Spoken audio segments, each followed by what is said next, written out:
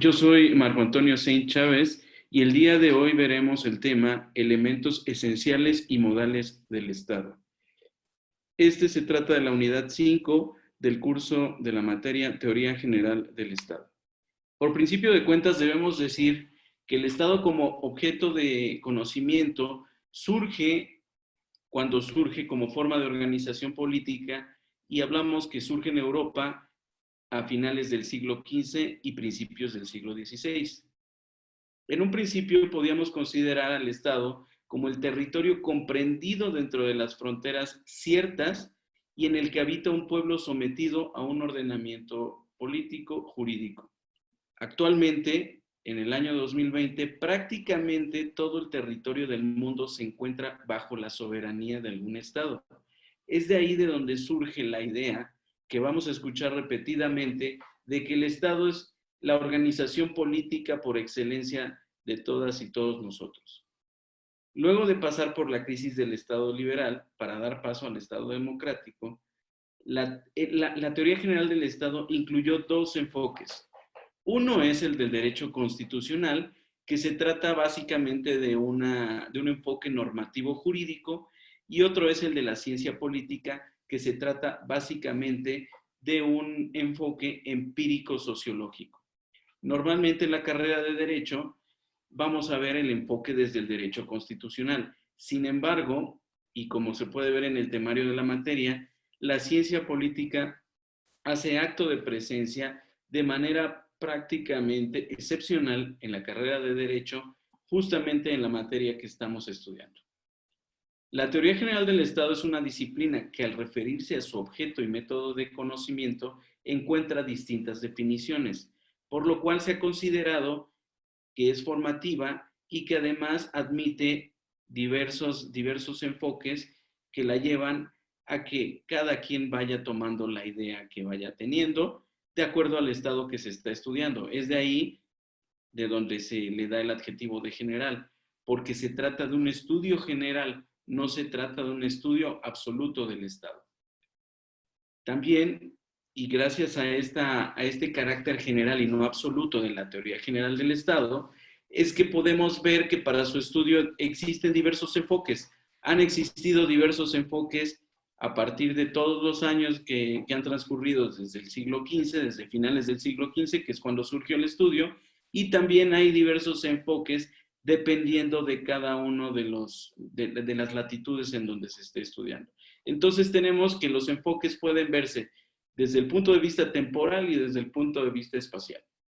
También debemos decir que ese mote de general, ya como lo habíamos dicho, quiere decir que con esta teoría no se intenta llegar a un consenso. No es la pretensión de la teoría general del Estado. Con esta teoría se le pretenden dar características, se pretenden que las alumnas y los alumnos sepan las características generales que tiene el Estado, la forma de organización política por excelencia, y de ahí puedan hacer análisis particulares de cada uno de los estados que se les vaya ocurriendo a estudiar.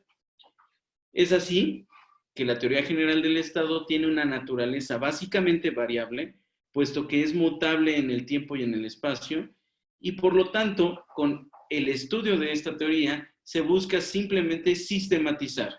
Es de ahí de donde podemos ver que los elementos esenciales y modales del Estado son los mismos para todos los estados, aunque cada uno de los estados tenga características propias para esos 5 elementos, para el elemento territorio, para el elemento población, para el elemento poder, también para el elemento derecho como un elemento modal y también para el elemento soberanía.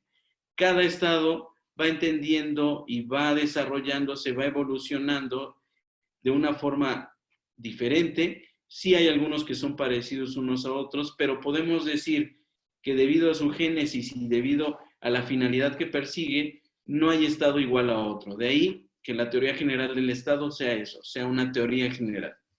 Por una parte debemos entender respecto del objeto de conocimiento del Estado, que hay un objeto material que es el Estado mismo. Y esa es una particularidad de esta materia, que dentro de su propia denominación, Teoría General del Estado, se encuentra su objeto material. También tenemos que su objeto formal son aquellas perspectivas de las ciencias que le suministran datos. Ya dimos el ejemplo de dos, el derecho constitucional por una parte, que nos da una visión, y la ciencia política por otra, que nos da otra visión. El Estado contemporáneo, debemos decir, nace y subsiste por una coincidencia de voluntades de las partes que lo integran. Tenemos, básicamente, que un Estado se forma por el concierto de las voluntades de todas las personas que se encuentran dentro del mismo. Es por eso que muchas veces vamos a encontrar durante la carrera que nos van a decir que el Estado, que la constitución del Estado, es un acuerdo de voluntades de todas las personas que son parte del mismo, en donde esas personas determinaron todos renunciar a una parte de su libertad, renunciar a una parte de su poder, para entonces crear un suprapoder que ponga orden a todos y a todas. Por eso aquí tenemos que siempre en un Estado va a haber la conjunción de voluntades, y esas voluntades son las de la población. También tenemos que como un presupuesto, como un elemento que debemos presuponer, es el del territorio. Es decir, no podemos entender que haya un Estado sin que tenga una población que esté asentada dentro de un territorio determinado. Y de ahí partimos al siguiente elemento esencial, que es el poder. Tampoco podemos entender al Estado sin que tenga un poder, sin que tenga un gobierno en el que todas esas personas se hayan puesto de acuerdo para que ese gobierno sea el que ponga orden en todas las relaciones sociales que surgen ahí. También tenemos que cuando se va conformando el poder, se va dando la consolidación de las clases políticas, y esta consolidación es resultado de una disputa por el poder. La disputa por el poder debemos verla como algo intrínseco, algo inherente a la naturaleza humana, no es algo malo. Siempre va a haber una disputa por el poder, siempre va a haber una persona que prefiere dar órdenes que recibirlas, y es ahí donde encontramos que hay clases políticas, que hay algunas personas agrupadas y organizadas para llegar al poder.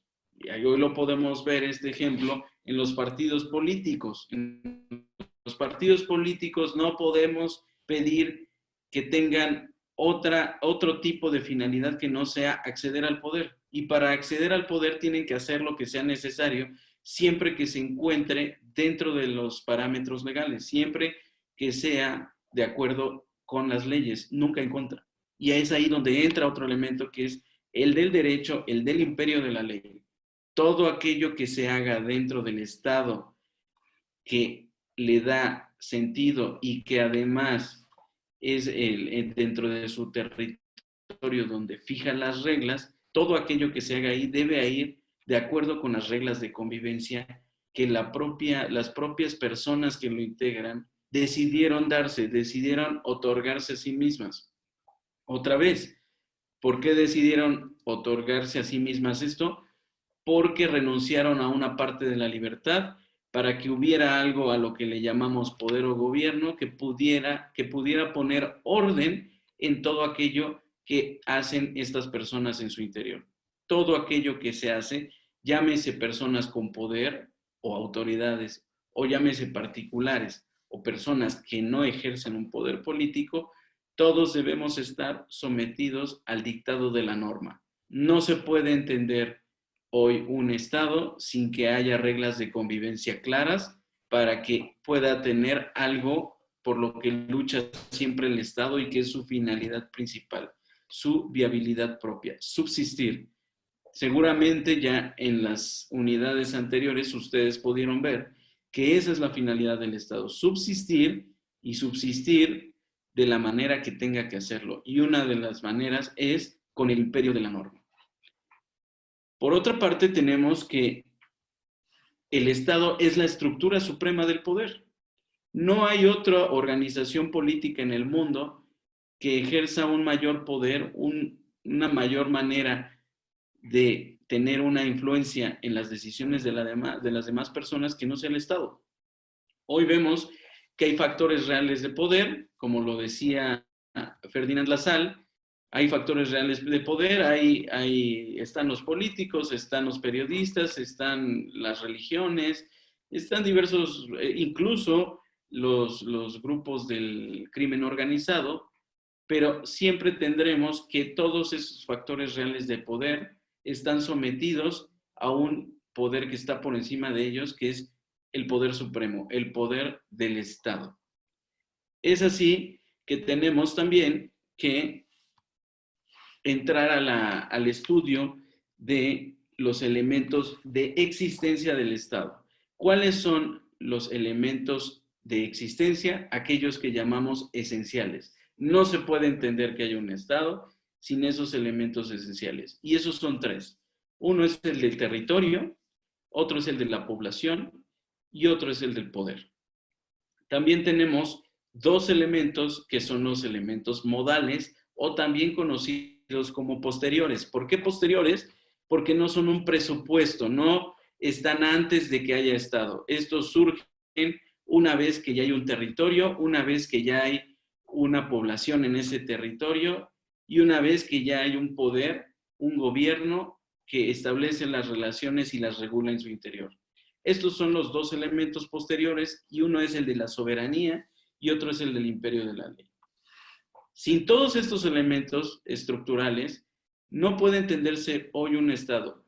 Y sobre todo, sin los elementos esenciales, no podremos nunca decir que hay un Estado, que existe una organización política estatal.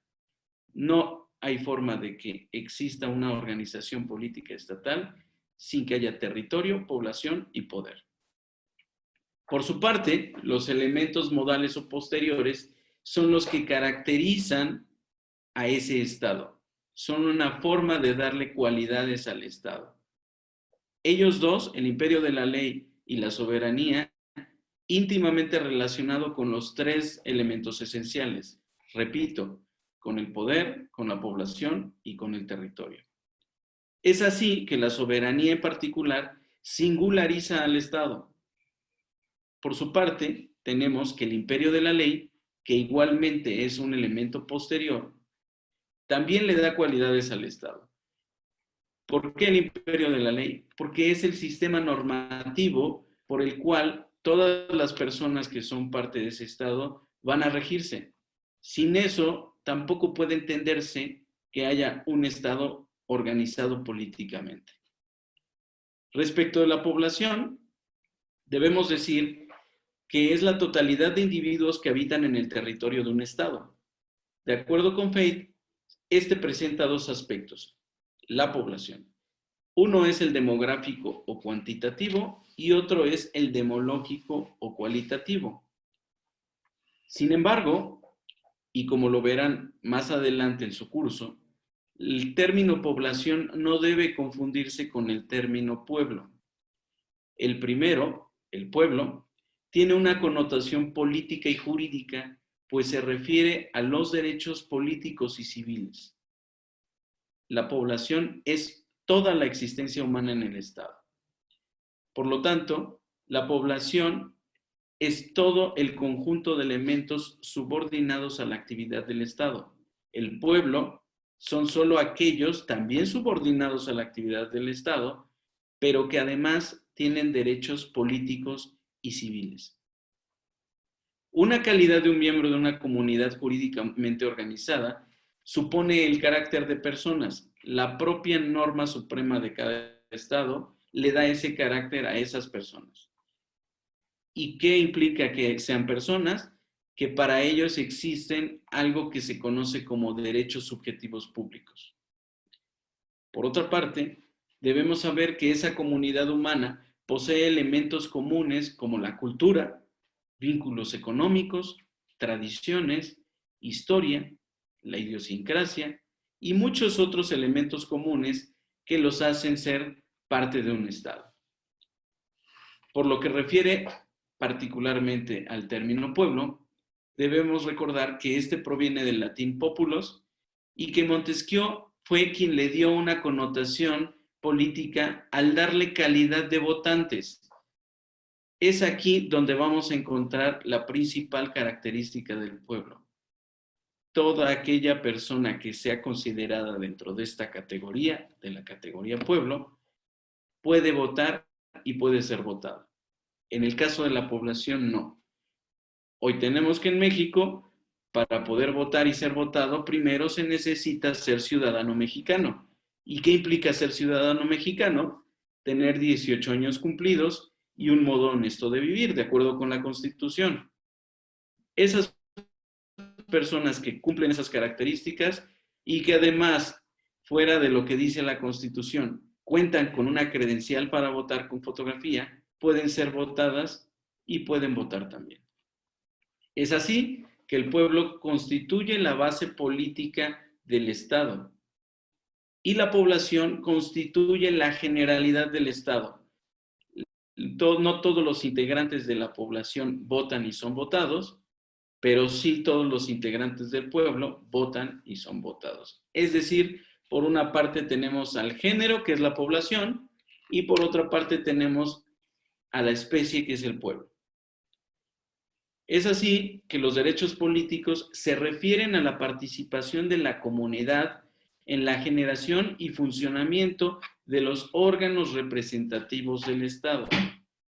Es decir, otra vez, solo el pueblo tiene derechos políticos y solo el pueblo tiene ese inalienable derecho de participar en el funcionamiento y generación de los órganos representativos del Estado.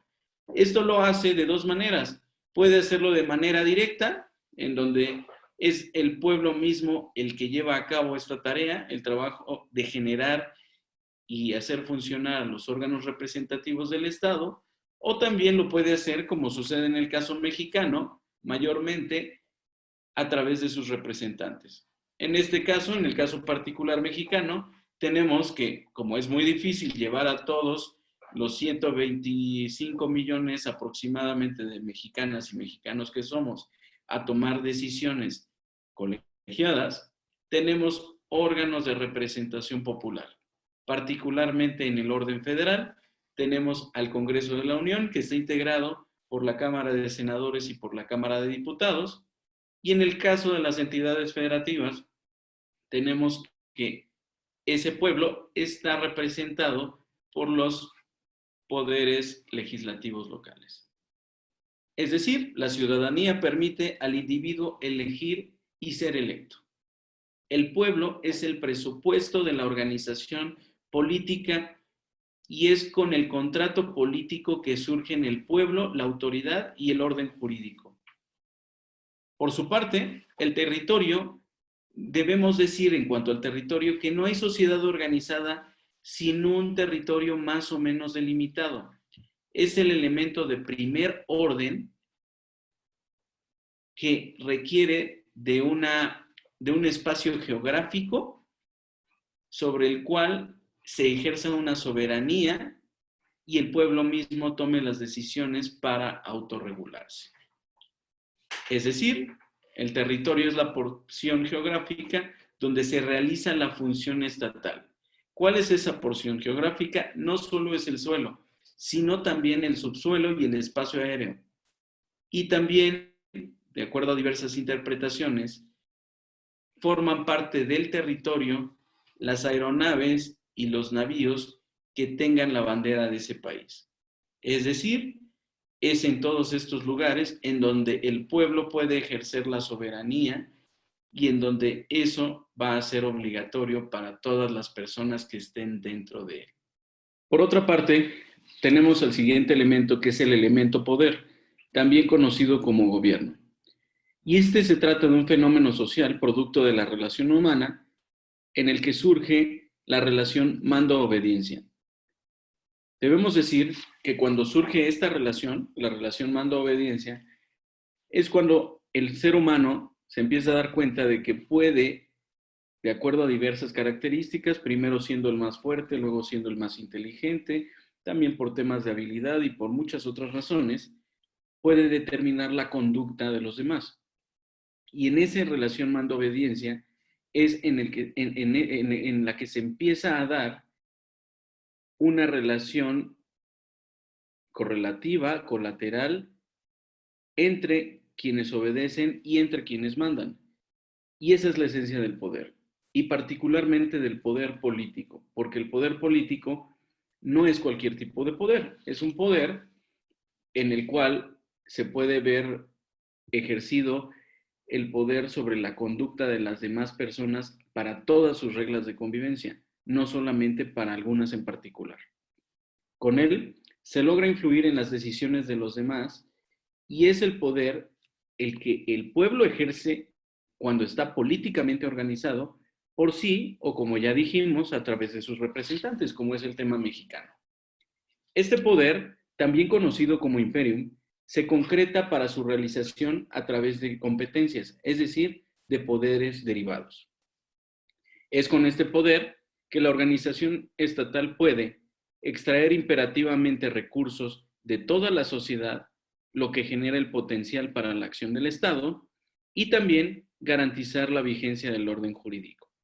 Esto es, el poder entre sus funciones principales tienen la de allegarse de recursos por parte de toda la población, y me refiero a toda la población porque no solamente es aquella que tiene derechos políticos y civiles, sino toda la población, la que va a estar dándole la sustentabilidad al Estado. Es de donde van a salir los recursos para que el poder o gobierno pueda alimentarse y pueda funcionar como un catalizador de todos esos esfuerzos y pueda poner orden cuando éste se está perdiendo. ¿Cómo pone orden? Lo hace a través del monopolio de la fuerza física. Debemos tomar en cuenta y debemos subrayar de manera muy categórica que el monopolio de la fuerza física en un Estado es la propia del Estado. Nadie más tiene ese monopolio, solo el Estado. Y es a través de ese monopolio de la fuerza física que el Estado puede lograr la segunda finalidad, que es garantizar la vigencia del orden jurídico. Como bien sabemos, el orden jurídico es un sistema de normas y esas normas son hipótesis que vamos a conocer como hipótesis normativas que van en todo momento a estar verificando si cada una y cada uno de nosotros estamos actuando de acuerdo con lo que se establece en esa hipótesis. Si en cambio se actualiza una hipótesis en la que se esté cometiendo una ilegalidad, es cuando el Estado puede entrar en acción y puede llegar a poner orden. Si esa persona incluso requiere, al haber cumplido con esa hipótesis que tal vez actualizó un delito, entonces el Estado puede sancionarla hasta el punto, en el caso mexicano, de privarla de la libertad. En otros casos, en otros estados, incluso a través de la pena de muerte, esas personas que infringen el orden jurídico pueden ser privadas de la vida. Por eso es que se dice que el Estado no encuentra resistencia, pues ese poder coactivo con el que cuenta a través del monopolio de la fuerza física, no hay forma de resistirse. Y es el poder político, ese que se ejerce por el Estado y que lo hace a través del pueblo, el que se diferencia de toda la esfera de su actividad respecto de otros tipos de poder. En relación con Jean Baudin, la soberanía es un elemento esencial del Estado. Y esa es una de las principales discusiones que vamos a encontrar. Si la soberanía es un elemento esencial o posterior. Por lo pronto, debemos decir que la soberanía es un atributo de la estructura política moderna, pues cualifica al poder y determina sus relaciones con el Estado y los restantes elementos de su estructura. Es decir, para ser considerada un elemento posterior o modal, pues esta es la que le va a dar cualidades al poder mismo. También debemos decir que la soberanía se deposita en el poder político con el propósito de que éste, mediante su actividad, asegure el imperio del derecho. También explica las situaciones más frecuentes, como aquella del Estado federal y de los Estados miembros, de cuando se estima tradicionalmente que uno y los otros constituyen estados. La soberanía es un elemento del Estado. Esta es considerada como un atributo de la estructura política moderna, cualifica el poder y determina sus relaciones con todos sus elementos. Esta soberanía también está íntimamente relacionada con la idea del imperio de la ley, que es otro elemento modal del Estado, por su origen, naturaleza, función histórica. Esa soberanía se deposita en el poder político con el propósito de que éste, mediante su actividad, asegure el imperio del derecho. Como lo señala la Constitución mexicana, la soberanía reside en el pueblo, de manera original y esencial. También está ligada a la idea de la confederación que determina soberanía interna de los estados, parte de la federación. Es decir, y esto lo vamos a ver adelante en sus cursos también de Derecho Constitucional. El Estado mexicano, al ser un Estado de tipo federal, cuenta con 3 órdenes de gobierno, por lo menos 2 al ser un Estado federal. En el caso mexicano tenemos 3. Uno es el orden federal, otro es el orden local o de las entidades federativas, y el otro es el orden de los municipios, el orden municipal. ¿Qué pasa con la soberanía? Vamos a encontrarla presente en 2 de estos 3 órdenes. Primero en el orden federal, por supuesto, y ahí se expresa de manera interna o externa. Los clásicos nos señalan que la soberanía es la posibilidad que tiene ese estado de autodeterminarse, de autodeterminar sus reglas y también, de una manera externa, hacer esto valer frente a otros estados.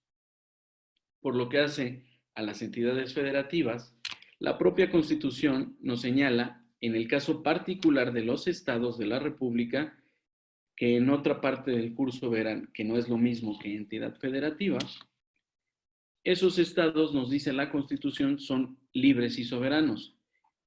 Respecto de la soberanía estatal, la soberanía de las entidades de los estados de la República, debemos decir que ha sido un tema históricamente debatido, pues hay incluso autores que señalan que los estados de la República no son soberanos, sino que no tienen ese atributo toda vez que ese tipo de independencia con la que cuentan es más limitada que aquella que implica la soberanía. Sin embargo, nuestra Constitución mexicana, la Constitución Política de los Estados Unidos Mexicanos, nos señala que la federación está integrada por estados libres y soberanos. La soberanía, como ya decíamos, se puede observar en 2 órdenes. El interno, se trata del orden público, que es una de las atribuciones del gobierno. Por otra parte, también tenemos que la soberanía se expresa en otro orden, que es el externo, pues pertenece al aparato estatal que conduce las relaciones internacionales de la colectividad que dirige. Por esta razón, se deben usar las mismas prerrogativas a las cuales corresponden 2 tareas esenciales: conducir la política exterior y promover la política de la defensa. Debemos decir que la conducción de la política exterior y en la promoción de la política de la defensa entra en acción es aquel doble carácter con que actúa el presidente de la República. Por una parte, como bien sabemos, es el jefe del Estado y por la otra parte es el jefe del gobierno mexicano. En el caso de ser jefe del Estado, es en esta conducción de la política exterior y en los temas de la defensa nacional en que el presidente de la República cumple con el carácter de jefe de Estado. Cuando hablamos de la jefatura de gobierno, cumple con otros caracteres. Pero estos dos son en actuación exclusiva del presidente de la República como jefe del Estado. Y esto lo hace también en concierto básicamente con la Cámara de Senadores. La Cámara de Senadores, que está integrada por 128 personas que representan básicamente los intereses de las entidades federativas. De ahí que se tenga que en la política exterior y en la promoción de la política de la defensa nacional actúe el presidente, actúe el gabinete, pero siempre a nombre del presidente, porque debemos recordar que el poder ejecutivo es un poder unipersonal y también hay cierta intervención, por ejemplo, en la ratificación de instrumentos internacionales por parte de los senadores, como aquellos representantes de los intereses de las entidades federativas. Respecto al imperio de la ley, debemos recordar que para Kelsen el orden jurídico es un sistema de normas, como ya lo habíamos señalado. Y también para él mismo, debemos decir que la razón o fundamento de validez de una norma es otra norma. En el caso mexicano, la norma fundamental, la ley fundamental, nuestra Carta Magna, es la que le da validez a todas las normas que derivan de ella. Es de ahí de donde conocemos que hay normas constitucionales y también conocemos que hay legislación secundaria. ¿Por qué es secundaria? Porque se desprende de la norma constitucional. Siempre que una legislación secundaria, que una ley general, una ley federal, una ley local, un reglamento, vayan de acuerdo con lo que señala la Constitución, esa ley va a ser parte del sistema normativo mexicano. Si en cambio esas leyes secundarias que se supone desprenden de la Constitución va en contra de lo que dice la propia Constitución, entonces al declararse inconstitucional a través de algunos mecanismos que están fijados precisamente en la Constitución, esa ley puede ser declarada de esa manera inconstitucional y el efecto práctico que esto lleva es que deja de ser parte del sistema normativo mexicano. Debemos decir también que todas las normas dentro del sistema normativo están vinculadas unas con otras, pues todo debe llevar un orden. En esto, sin duda, ayuda en demasía el hecho de que tengan que ir de acuerdo con lo que señala la Constitución. Pero además, los legisladores, tanto federales como locales, en todo momento deben observar que puedan hacerlo de la mejor manera y que unas normas no vayan a contravenir a otras, a pesar de que sean del mismo nivel. Cuando surge esto, entonces también existen mecanismos establecidos en la Carta Magna para que entre la interpretación por parte de los jueces y entonces se determine cuál de las normas va a prevalecer. Es el ordenamiento jurídico de un país o una sociedad que se aplica particularmente al Estado y sobre todo a los funcionarios que forman parte de la estructura del gobierno. Es decir, hoy tenemos que en el caso mexicano, todas las normas que son aplicables de manera exclusiva a las personas que se encuentran dentro del servicio público son sin duda mayores en número e incluso en profundidad a aquellas que le aplican a todas las personas, a todos, todas nosotras y tal vez todos nosotros como particulares. ¿Por qué? Porque a través del imperio de la ley se logra también generar un contrapeso a los poderosos. Es decir, con el imperio de la norma, con el derecho, se pueden poner reglas muy estrictas a aquellos que ejercen un poder y eso nos lleva a un plano de equidad con todos los demás. A gobernantes y a gobernados. Ni los gobernantes ni los gobernados tienen privilegios ni discriminación de clase alguna. Simplemente a todas y a todos nos aplica de la misma manera la ley. Es uno de los principios básicos del imperio de la norma. También, en este caso, los tribunales de justicia son los únicos que pueden interpretar y aplicar las leyes a los casos concretos. Aquí debemos hacer también alguna aclaración porque esto es lo que se ha dicho de manera tradicional. No obstante, también en el ejemplo mexicano, hoy contamos con algunos otros entes públicos que no son parte del Poder Judicial y que también ayudan en la aplicación de la norma a casos concretos y que incluso tienen algunos procedimientos que parecerían juicios y que además, a partir de su trabajo, se generan lo que son normas generales, abstractas e impersonales. Entonces, tenemos que es la propia Constitución la que señala qué instituciones pueden estar encargadas en todo momento de verificar que la aplicación de la norma sea correcta y de verificar que los casos concretos se ventilen en los lugares donde están expertos que lo pueden determinar y ahí sea donde se diga qué aplica y quién tiene la razón en un caso y quién no. La ley es soberana por encima de toda autoridad. Por lo tanto, el gobierno está subordinado en todo momento a la ley. De ahí a que repitamos que tanto estamos en todo momento obligados a acatar lo que señala la norma.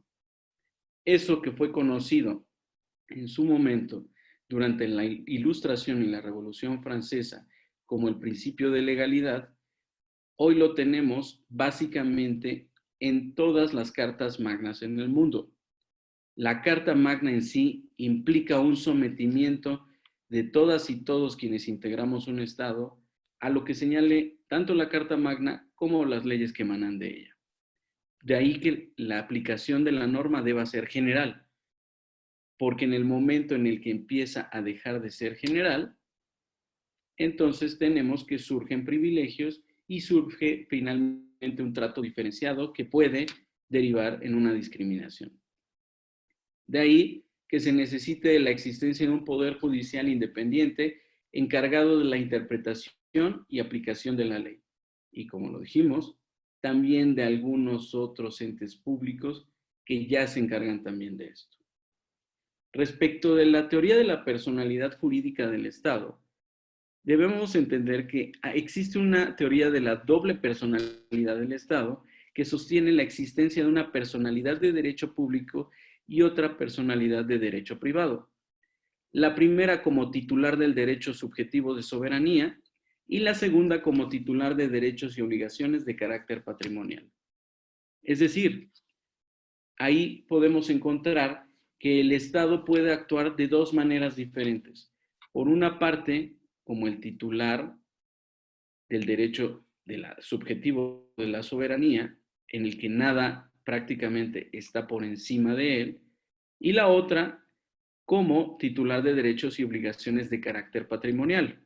Y es en ese momento en el que incluso los particulares pueden demandar al Estado y pueden irse a un juicio en ventilado en aquellas instituciones públicas previstas en la norma para no estar sometidos incluso a arbitrariedades por parte del Estado. De ahí que la lucha histórica por parte del pueblo ha sido encontrar las maneras de que los poderosos no abusen del poder y encontrar las maneras de que toda persona pueda acceder al poder y pueda hacerlo sin ningún tipo de juicio o sin ningún tipo de cosa en contra por parte de los poderosos. Porque debemos entender, como dijimos desde un principio, la lucha por el poder es una lucha legítima que siempre debe estar sometida a lo señalado por la norma. Para el doctor Miguel Acosta Romero, el Estado es una realidad social, a la que corresponde una realidad jurídica que consiste en ser una persona jurídica colectiva de derecho público, capaz de ejercer derechos y cumplir con obligaciones. Según el maestro, esa personalidad jurídica surge en el momento en que el Estado es soberano e independiente. También, esa personalidad jurídica es de derecho público y está consagrada en la Constitución, al establecer su entidad como Estado soberano, determinar su soberanía, sus órganos de gobierno o poderes, su territorio y la competencia de dichos órganos, así como su orden jurídico. Otra de las pruebas de esta personalidad jurídica del Estado es el momento mismo de su reconocimiento por la comunidad internacional. Tenemos que en el sistema internacional, hoy el reconocimiento de un nuevo Estado pasa por el reconocimiento por parte de sus pares. Es decir, es en el momento en el que los demás consideran que cumple con todos esos límites y alcances para ser considerado Estado, que ya se puede considerar oficialmente Estado y que incluso puede firmar acuerdos con otros estados, puede someterse a reglas supranacionales y puede realizar actos de todo tipo que se vuelvan obligatorios para su régimen interno. Un ejemplo claro son los tratados que a través hoy de la interpretación de la convencionalidad hacen que lo que firmen afuera los estados sea aplicable y además exigible, además de vinculante, en su orden interno. También tenemos que en diferentes partes de la Constitución mexicana, de la Constitución política de los Estados Unidos mexicanos, encontramos algunas señales de estos elementos del Estado mexicano. Y como ya vimos, para estudiar la teoría general del Estado, se puede tener la visión desde el derecho constitucional y desde la ciencia política. Al estar en la carrera de Derecho, he considerado pertinente resaltar algunos artículos de la Constitución en los cuales queda caracterizado el Estado mexicano. Nos puede quedar claro que cumple con los elementos que le dan existencia y también debe sus cualidades a algunas cosas que encontramos en el cuerpo constitucional. Respecto de la población, el artículo 30 es claro al señalar que la nacionalidad mexicana se adquiere por nacimiento o por naturalización. También tenemos que la ciudadanía, de acuerdo a los artículos 34 y 35, nos señala que son ciudadanos de la República los varones y mujeres que, teniendo la calidad de mexicanos, reúnen además de los siguientes requisitos, haber cumplido 18 años, como ya lo señalamos, y como segundo, tener un modo honesto de vivir. Respecto a la nación mexicana, la Constitución en el artículo segundo señala que la nación es única e indivisible. Tiene una composición pluricultural sustentada originalmente en sus pueblos indígenas, que son aquellos que descienden de poblaciones que habitaban en el territorio actual del país al iniciarse la colonización y conservan sus propias instituciones sociales, económicas, culturales y políticas, o parte de ellas. Hoy tenemos que dentro del Estado mexicano existen algunas poblaciones que se rigen bajo sus propias normas para ciertos aspectos, no para todos, pero para ciertos aspectos. ¿Por qué? Porque son el origen de una nación. La nación es aquella en la que tienen un origen común quienes forman parte de ella. Respecto al territorio, el artículo 42 señala que el territorio nacional comprende el de las partes integrantes de la federación, las islas, los arrecifes y cayos en los mares adyacentes, las islas de Guadalupe y las de Revillagigedo, situadas en el Océano Pacífico, la plataforma continental y los zócalos submarinos de las islas, cayos y arrecifes, las aguas de los mares territoriales en la extensión y términos que fija el derecho internacional y las marítimas interiores, y el espacio situado sobre el territorio nacional que con la extensión y modalidades que establezca el propio derecho internacional. Ya vimos que tanto la población como el territorio, como presupuestos elementales para la composición de un Estado, están presentes y regulados en la norma suprema del país. Respecto al gobierno, el artículo 40 señala que es voluntad del pueblo mexicano constituirse en una república representativa, democrática, laica y federal, compuesta por estados libres y soberanos en todo lo concerniente a su régimen interior, y por la Ciudad de México, unidos en una federación establecida según los principios de esta ley fundamental. Acá debemos recordar aquel debate que les contaba que existía respecto a la soberanía estatal. De acuerdo con la lectura del artículo 40, hoy contamos con 31 estados libres y soberanos y con una Ciudad de México. Cuando hablamos de los estados libres y soberanos, debemos excluir a la Ciudad de México, que sigue siendo una naturaleza sui generis en la que no se cuenta con esa libertad y soberanía que sí se cuenta en los estados. Por eso, cuando hablamos de los estados y la Ciudad de México, normalmente referimos las entidades federativas. Cuando hablamos de estados, debemos excluir a la Ciudad de México por no contar con algunas características que a lo largo del curso, tanto de Teoría General del Estado como de Derecho Constitucional, podrán estudiar.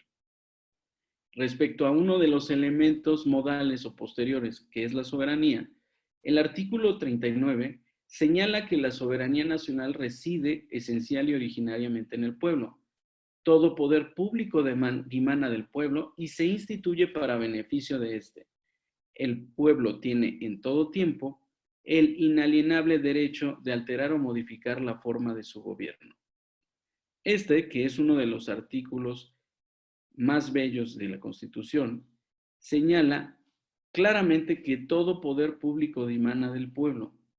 Es otro de los esfuerzos que se ha hecho porque el sometimiento del pueblo a la norma, y voy a hablar no solo del pueblo, sino de la población en general, no debe llevar a que aquellos que forman parte del gobierno o poder público abusen de este. De ahí que el poder público deba su origen al pueblo y se instituya para beneficio de éste. Esto es muy importante recordarlo en toda la carrera. En todo momento, aquellos que ejercen un poder público deben estar respondiendo a las exigencias del pueblo por el simple hecho de que surgen de él. Si esto no pasa, entonces el pueblo tiene en todo momento, y aquí sí hablamos de pueblo porque son aquellas personas que tienen la capacidad de ejercer derechos políticos y sociales, particularmente los ciudadanos, el pueblo tiene en todo tiempo el derecho de alterar o modificar la forma de su gobierno. Si el pueblo considera que el proyecto que se encuentra en este momento ya no está bien, entonces para la siguiente votación puede decir voy a cambiar y entonces hay una forma de rectificar lo que considera el pueblo que pudo haber sido un error. Esto lo hemos visto en muchos momentos de la historia mexicana.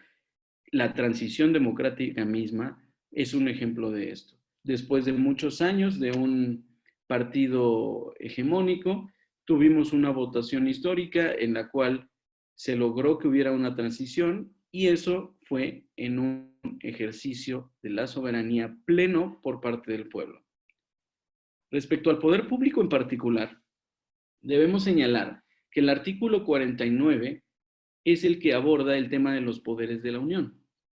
Y este textualmente señala que el supremo poder de la federación se divide para su ejercicio en legislativo, ejecutivo y judicial. También dice que no podrán reunirse dos o más de estos poderes en una sola persona o corporación, ni depositarse el legislativo en un individuo, salvo el caso de las facultades extraordinarias del Ejecutivo de la Unión. En ningún otro caso, salvo lo dispuesto en el segundo párrafo del artículo 131, se otorgarán facultades extraordinarias para legislar. Es decir, de acuerdo con la teoría de Montesquieu, en un principio de Aristóteles y luego consolidado por Montesquieu, sin omitir decir que John Locke también contribuyó de manera contundente a la teoría de la división de poderes, podemos verla expresada en nuestra norma fundamental en este artículo 49.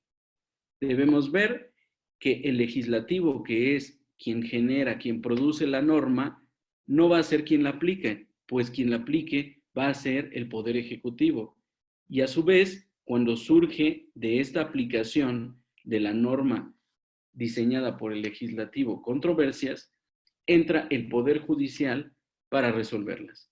Entonces tenemos que hay tres diferentes órganos del gobierno que actúan en todo momento de manera coordinada, pero que no dependen uno del otro, puesto que son pares jerárquicamente y que uno con otro pueden generar algo que se ha dado a llamar el sistema de pesos y contrapesos, en el que uno de esos poderes puede actuar ante el abuso de otro y así el otro del otro y de esta manera hacer que el imperio de la ley sea una realidad.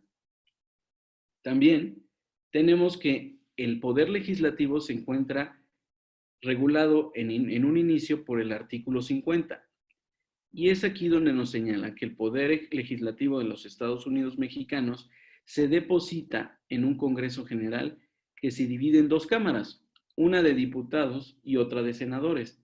Como ya lo señalamos, hoy contamos en México con 128 senadoras y senadores y por otra parte contamos con lo que conocemos como diputados federales, que está integrado por 500 personas, 500 mujeres y hombres que en todo momento actúan en representación del pueblo mismo. Respecto al Poder Ejecutivo, el artículo 80 señala que este se deposita, el Supremo Poder Ejecutivo, en un solo individuo. De ahí que digamos que se trata de un poder unipersonal, a diferencia, como ya vimos, del Poder Legislativo. Y este se denomina Presidente de los Estados Unidos Mexicanos. Por lo que hace al Poder Judicial, el artículo 94 nos establece que se deposita el ejercicio del Poder Judicial de la Federación en una Suprema Corte de Justicia, en un tribunal electoral, en tribunales colegiados y unitarios de circuito y en juzgados de distrito. Es decir, aquí tenemos otra conformación colegiada de un poder, lo que nos lleva a una primera conclusión respecto a la conformación de estos poderes. ¿Cuál es? La que ya dijimos. Hay un solo poder unipersonal en México y ese es el que ejerce el presidente de los Estados Unidos mexicanos.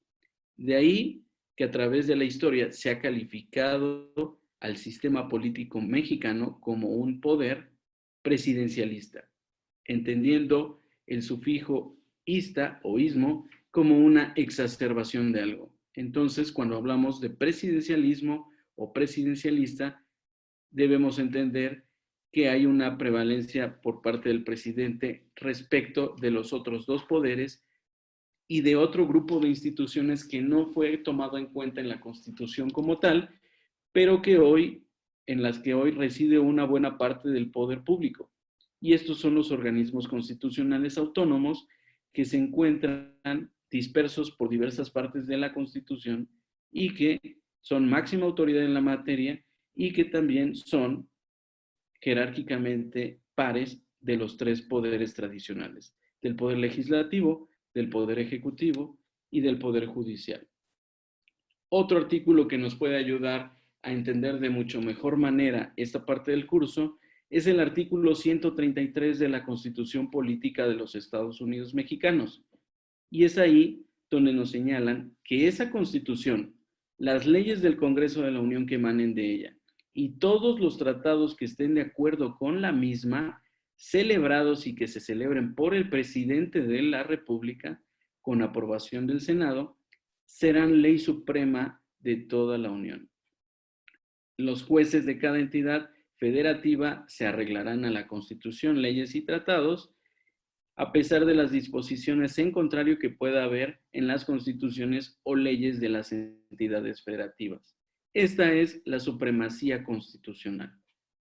Es el hecho de que en un orden estrictamente jerárquico encontramos en primer lugar a la Constitución como la norma de normas y que incluso las leyes del Congreso de la Unión, que finalmente emanan de la Constitución, y los tratados que deben firmarse de acuerdo con lo que señala la Constitución, se encuentran en un nivel inferior a la misma, salvo, de acuerdo con interpretaciones más recientes, los tratados que abordan derechos humanos, los cuales, desde algún punto de vista, están a la par respecto de la Constitución. En cuanto a las leyes, a las constituciones locales, debemos entender que son, sin duda alguna, jerárquicamente inferiores a la Constitución Política de los Estados Unidos Mexicanos y por lo tanto deben ir siempre en el mismo sentido que marca la misma. Finalmente, debemos recordar que contamos hoy con 5 elementos, de acuerdo con la teoría general del Estado, con 5 elementos, 3 esenciales y 2 modales. Los esenciales son población, territorio, y poder o gobierno, y los modales o posteriores son la soberanía y el imperio de la ley. Luego de haberlo estudiado en un muy poco tiempo y de manera más bien superficial, las invito y los invito a que sigan esforzándose y a que sigan estudiando más a fondo cada uno de ellos. Muchas gracias y que tengan un excelente día.